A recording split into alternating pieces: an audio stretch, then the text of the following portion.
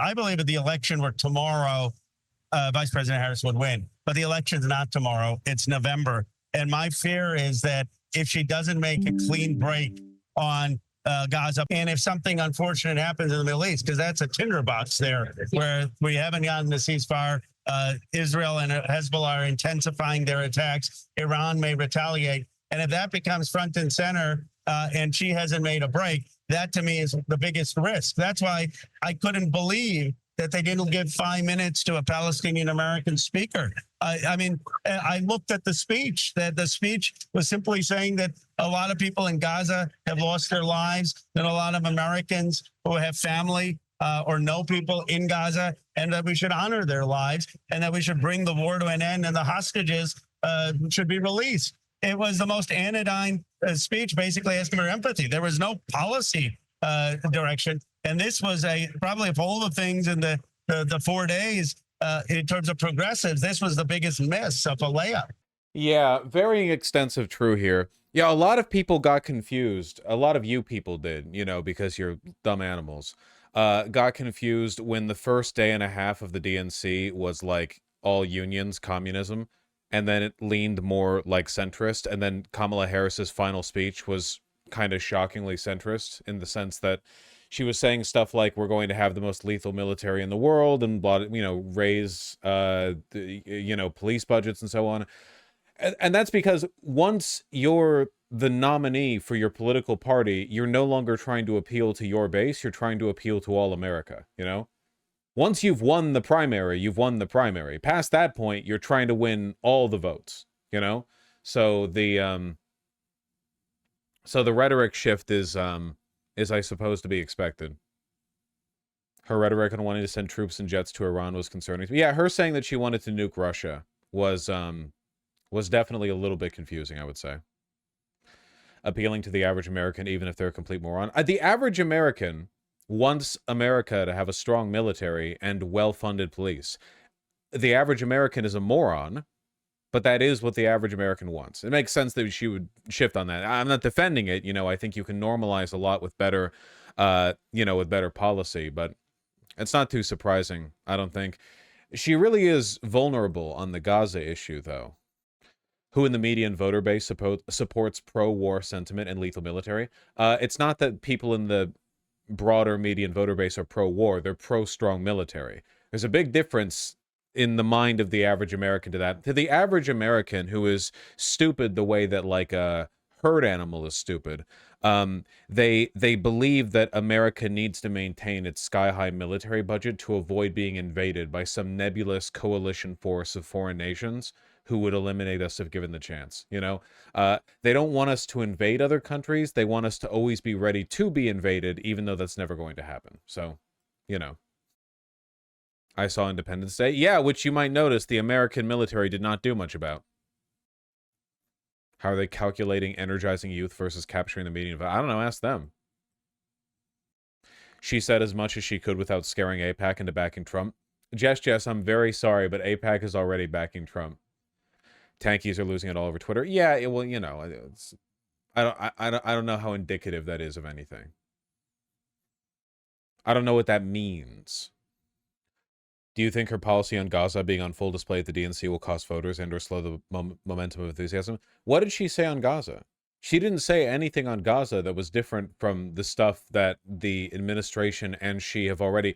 She just said the same stuff. It was exactly the same. There was nothing new there.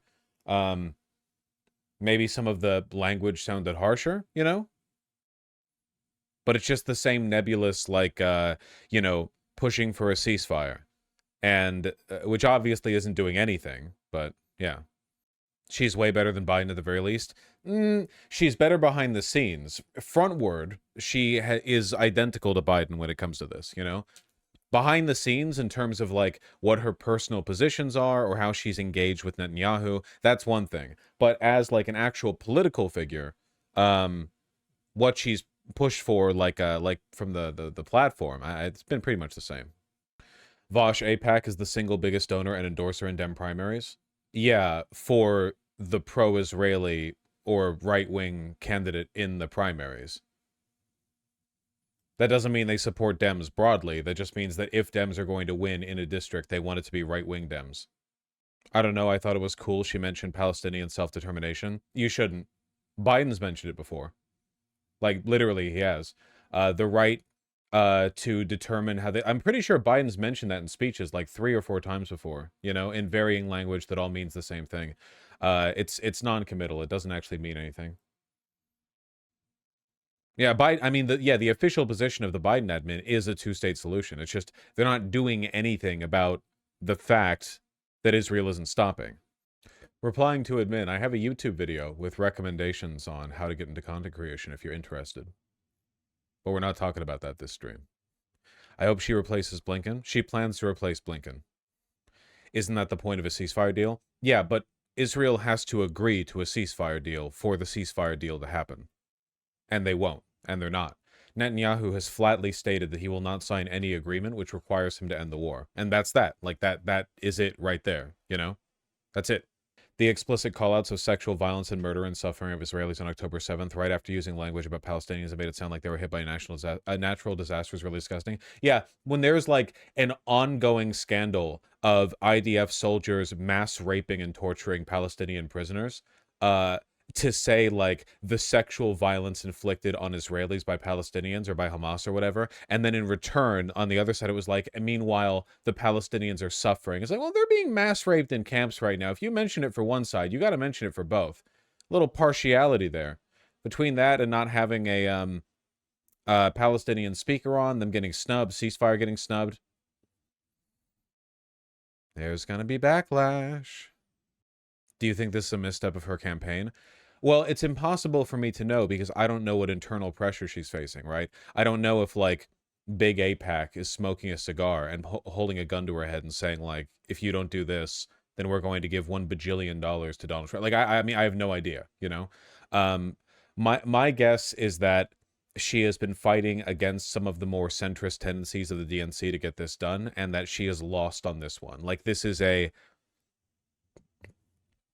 this is a subject she's essentially been told, like, no, there is no room for you on this one, you know?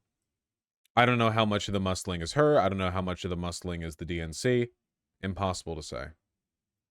An economic policy I've been mulling over is Kamala running on no tax on tips. Isn't that a short-sighted policy? It's pretty dumb, especially because it's copying Trump's, because he, like, talked about it first. It's also just a stupid policy. Like, really dumb. It's just it's literally a government subsidy of businesses underpaying their workers. That's it. That's literally what it is.